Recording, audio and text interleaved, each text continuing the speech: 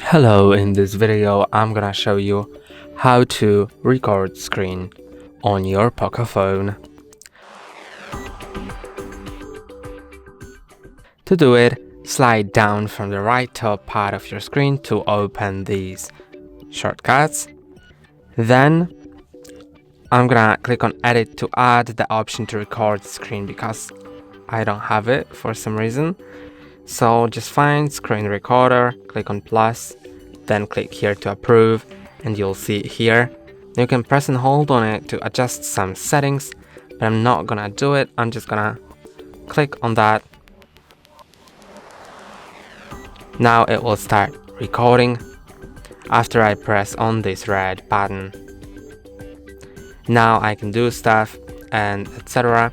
If I enabled the microphone in the settings of the screen recorder, I could also say stuff and it will record it.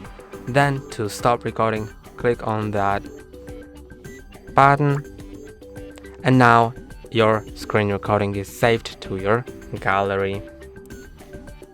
So you can see it is here.